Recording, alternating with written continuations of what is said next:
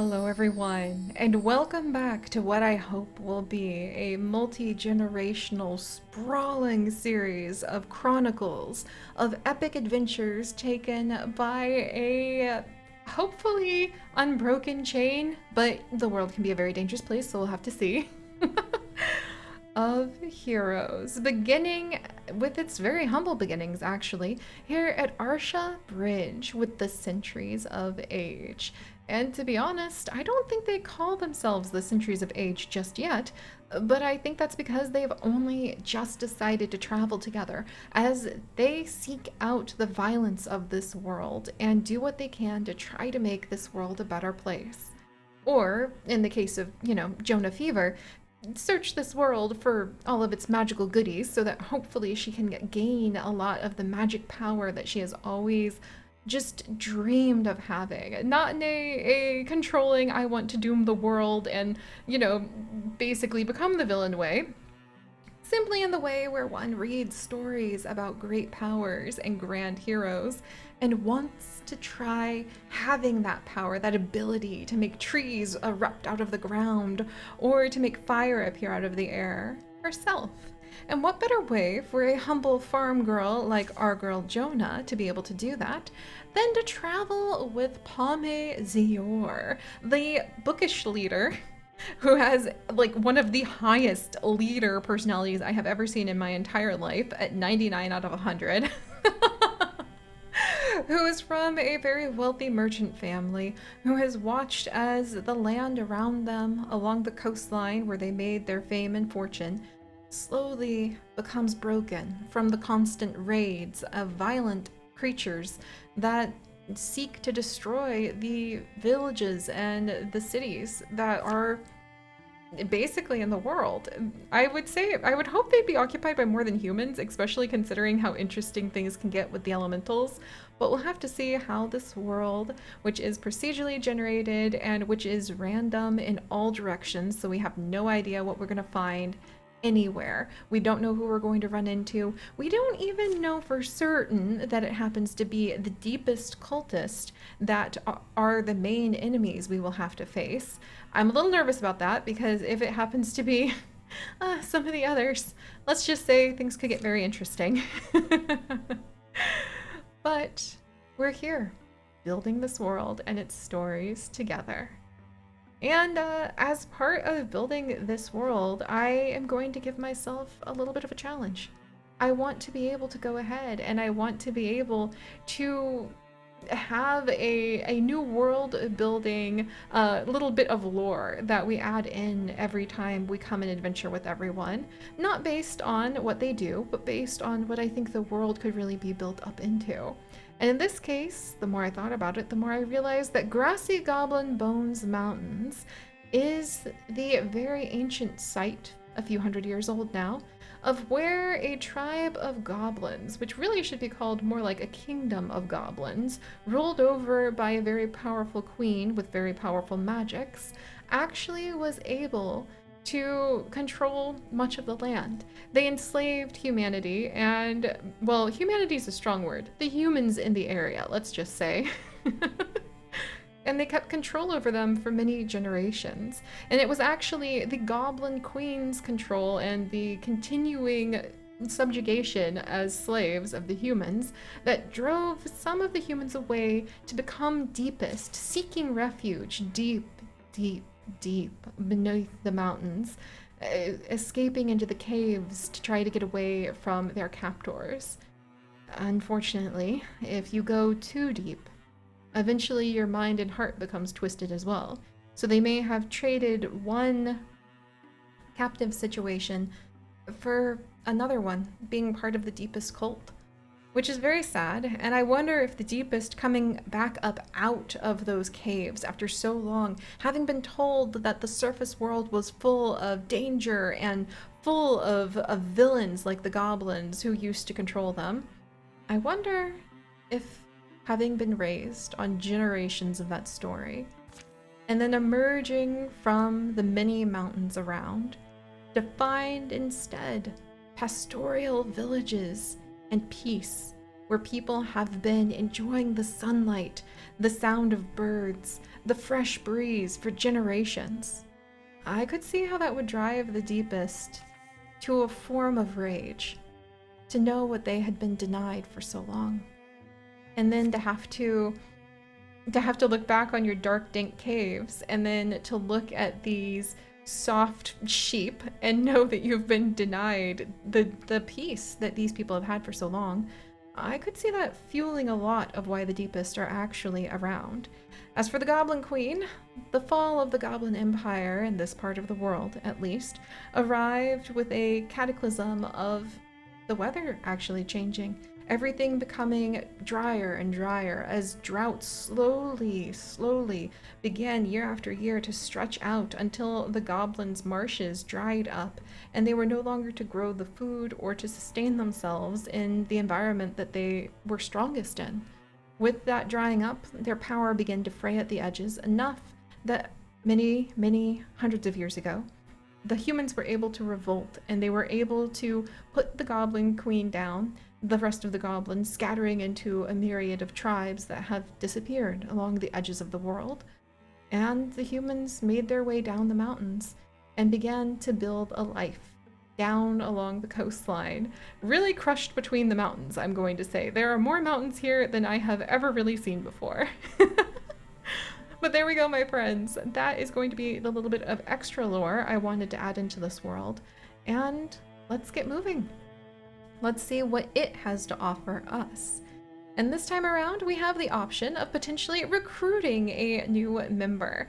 And I realize Pame as a fierce leader, yeah, she would, or well, she's not really fierce, but as a leader, of course she would want to invite more people into the group. She is not only a leader, but her loner is like 16 out of 100.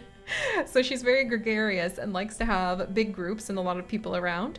So we're going to have her, with her bookishness, think that of course it's a good time to stay along Arsha Bridge and check with anyone else who might want to join their party as they seek to remove the violence of the world. And Rowan, I think, since he, grew up for whatever remains of his 4-year-long memory, since he doesn't remember anything before being 16, well, he would defer to a strong leader, having been part of a heroic group, a heroic company for many years himself. And then finally we have Jonah Fever. Yeah, Jonah, she wants power. This whole thing, maybe it makes sense to go ahead and let the very elegantly dressed with her shiny little necklace Palme lead everything. She does have the resources after all. But as a bookish hothead, I don't think Jonah would stick around while we're just interviewing people. So we're actually going to send her over to Wolf River Forest to do a bit of scouting, which could be somewhat dangerous. But she's going to do that because she's heard rumor that across the mountain pass in Unland Forest might dwell some of the special spell threads that, if she can gather, will actually make very powerful magical garments and very powerful magic staffs and wands. And that's what she wants, because if you guys don't notice, she's kind of wielding a spoon right now. A spoon.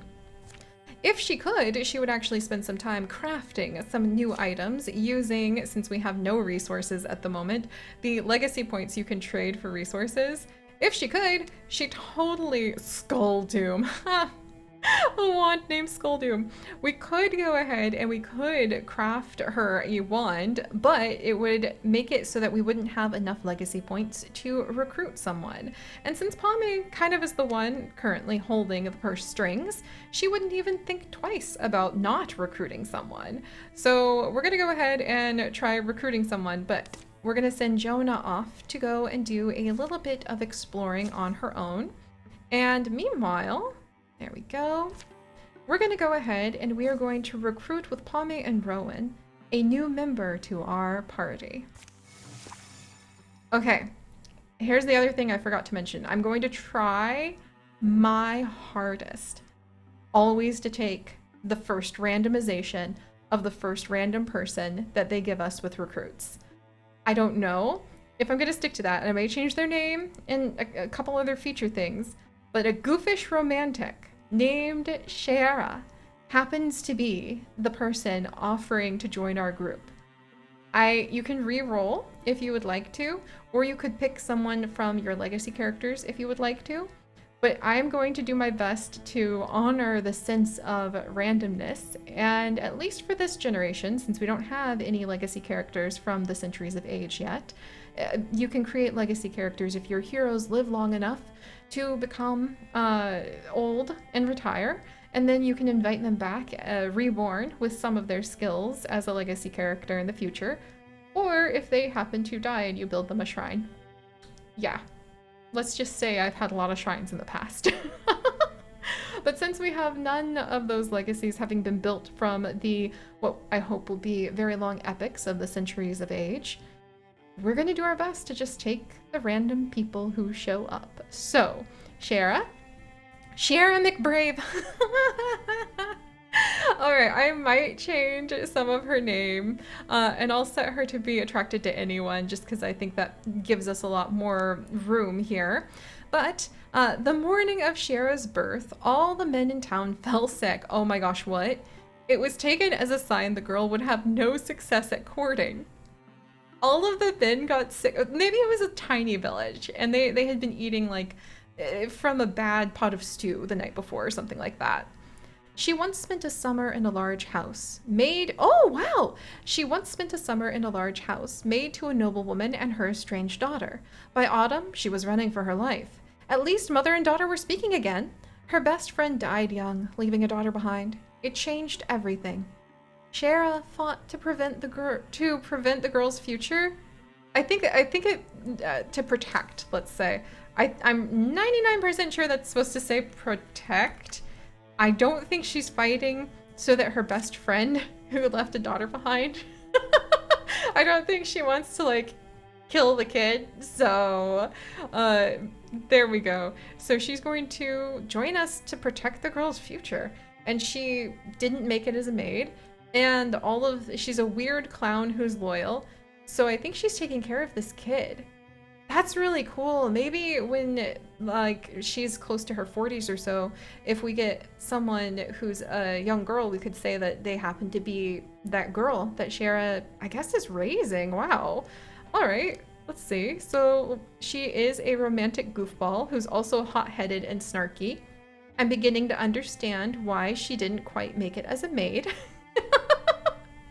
And those are her traits that are above 50. And otherwise, she is one to put her foot in her mouth quite often, it seems, because she is not a poet. She's also not wanting to be alone. She's not a loner. She's not a leader either, or a healer. She could probably at least staunch a wound. She's a little bit scared of things, a little bit concerned about greed. Like only 37 out of 100 though. And not very bookish. So she's literally mostly a romantic who probably gets herself into situations because of that romantic trait, who's also a goofball, who's a hothead. Put all those things together and I suddenly understand how she possibly could have really angered a very fancy noblewoman. So I love her. I actually really love her. I don't know about the name like McBrave though. We'll keep Shara, because it sounds, let's see, Kenna. I'm just gonna see if something jumps out really quickly, because, you know, maybe you want to change your name after you, Fawn Flutter, oh my gosh. Maybe you want to change your name after you go ahead and, you know what? Even Anna, aka even Anna, oh my gosh. How about even Anna. Even Anna? We're gonna go with even Anna, because I can roll that off my tongue easier. Bears admit, I like that one a lot. Evie Anna. Eve. Oh, Evie Anna. Oh. Yeah, I can say that just fine. Okay. Yeah, so there we go. And what colors do we want her to have? She's kind of a bit of a goofball, and she's sort of running for her life. I think, yeah, we'll give her a lighter tone of color, and let's recruit her. She sounds amazing. I would love to know, I mean, she's taking care of her best friend's daughter and running from a noble house. I wonder if Pame, maybe it's like one of Pame's cousins. That would be hilarious. All right. It didn't take long to trek back to Arsha Bridge, and the town still seemed like the best bet for finding another pair of able hands. Oh, they're walking past her. Evaluating her. Oh, she's turning around. Wait. It's you from the heroes? Right. Anyway, I was hoping you'd come back. Wait, did we miss a few deepest? Oh, everything's fine. That's just it. It's been quiet in Arsha Bridge so far, but I heard the things you said, the talk of becoming beloved figures of legend. And it stuck with me, more than I thought it would have. Is that how we put it? Possibly. Forming a company of heroes can get one a little fired up. You were right, though. Imagine how you want people to remember you, if they'll even remember you. And what you're doing feels like I might want to be feels like how I might want to be remembered. Well, we could use another fighter on our sides, if you're game. Oh, fantastic! I'm glad you offered. Not the most heroic start to a career, having to beg for a job, now is it? Probably helpful that you kind of are running from a noblewoman's ire, my dear. Far be it for us to turn you down, then. Oh, fine! I think we're gonna go ahead and train her as a warrior, because it seems like she kind of just takes things head on. And she's now going to be training for a little while with Pame and Rowan, while Jonah, like, hoofs it out of there searching for spell threads. I think she'd be most interested in defending the territories that have rumors of magic legendary items. That would be the spell threads. Here we go! Ooh, I like her outfit! Wow! Okay. That is really cool. So she can do, let's see, back slam, where she can knock an enemy away. Broad swipe, where she deals 2 damage to all other foes. Oh my gosh, that's amazing.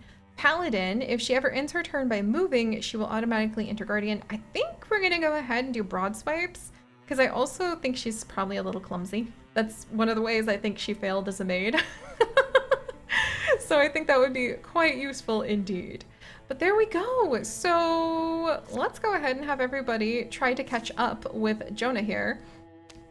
And let's get the whole group together. All right, there you go, Ron. Because who knows what we might find out here. All right, no spell threads. There are some fabrics and a hide, but the rumored spell threads aren't here. And as you guys can see, we could also do things like craft here, which is useful. Not all of the, oh wait, that's here. Never mind. Yeah, Arten Windworks. So if we go ahead and we clear out this area of the enemies that are lurking within, they're Thrixel. Oh my gosh. Oh, I wish I had more mystics or ranged. Oh, okay, Thrixels are not good news. That's these guys. And now are those really gonna be our main enemy? Is that why this is, okay, I hope not. We'll have to find out.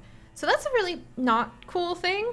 The spell threads aren't here, so I wonder if, well, Pame probably wouldn't, you know, Pame wouldn't turn her back on this. She would insist. Even though Jonah is not wanting to do this, she would insist. The sun's fallen, and a silver fog floats from the trees where shadows pool. Rowan Free Arrow? That you? You able to see? I don't want to step in bear doings. Okay, oh, that's Eviana! Okay. Perfect atmosphere, isn't it? Ever heard of the story of O'Mitchell, the mountain ghost? The quiet forms a fence around them. Impenetrable, the whirling air almost utterly opaque. Pame? Jonah? I think we need to not stand here. Let's get to the trees. At least those are solid. They halt just inside the shelter of the pines, the dark air clinging wet. The trunks they press to dampen their palms. This isn't how I don't know. It's fine. And then something vast moves beside them. Slow, achingly slow.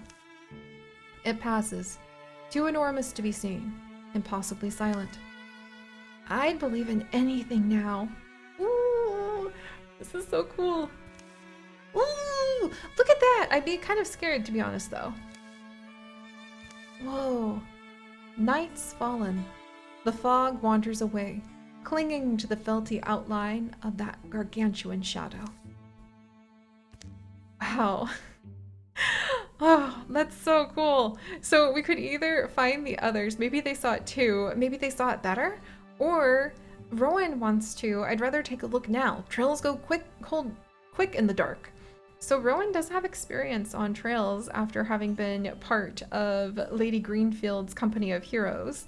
And Eviana is a romantic who wanted to be remembered for legend.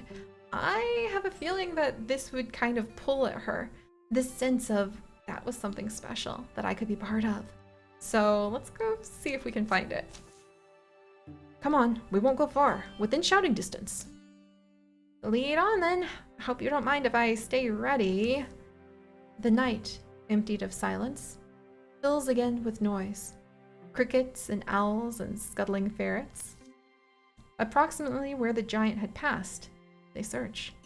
There are no footprints. Or are there? Pools of green light are spaced along between the unbroken pine trunks, perhaps at a distance to match the thing's huge strides.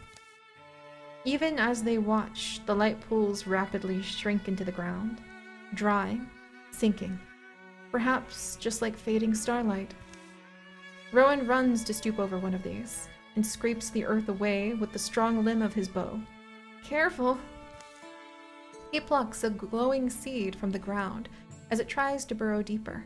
It slips his grasp, but then floats, settling in the air. Oh, and now there's rustling in the forest. Uh-oh. Think we've got some flies to swat. Snatching the seed, Rowan secures it in his pocket. This is shouting distance, right?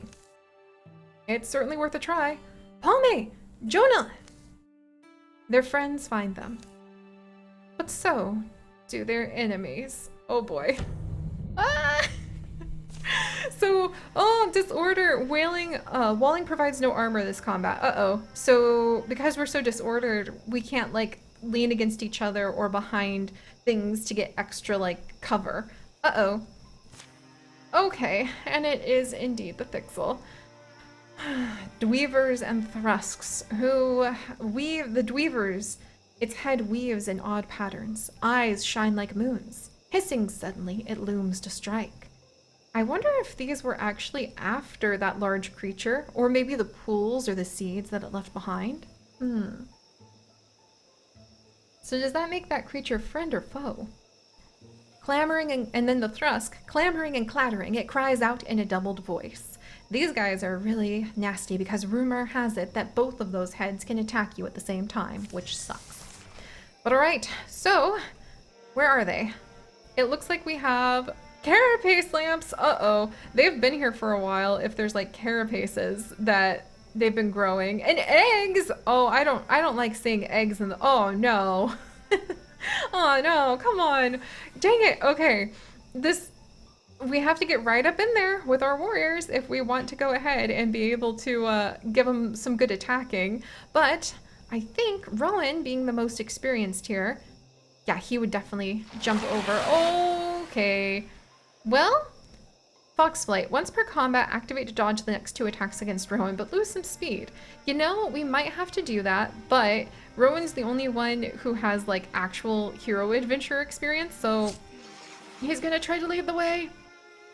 And then, okay, so Eviana can't get as close as we should, and actually, like, walling, which is what you do when you just, like, stand against somebody to try to help protect them, that's not gonna work either this time. And meanwhile, let's get Jonah over here, and she is going to wave her magic spoon, and we're going to see if we can use any of the elements that happen to be in this forest to infuse our spirit with it and attack these mystical bugs. What should we call them? They're just like the Thixel, I guess. There we go. So we could go ahead and we could infuse with the font, which would give us infernal rain. Boiling floods pour down to peel away armor and devour the enemy's flesh. Oh, we could also make a discus where we could yeet the stones at them. Oh, okay. And then we could make the trees explode for a lot of damage. But you know, I think the sound of infernal boiling rain sounds really good to Jonah. Because that does sound kind of awesome. What doesn't sound kind of awesome is the fact that just as Jonah can infuse her spirit to make the land fight against these creatures, they can infuse theirs to fight back. All right, friends. Let's go ahead and gather ourselves and prepare for this first battle, which unfortunately means that our warriors are going to need to get right up in there, wielding a pickaxe and a rusty sword. I'm sure everything's going to be fine. But alright, thank you guys so much for joining me. If you could, do please leave a like to maybe like throw a pebble at these guys and bounce it off of their very slimy, shiny carapaces. And I'll see you guys next time. Stay curious, everyone. Bye-bye.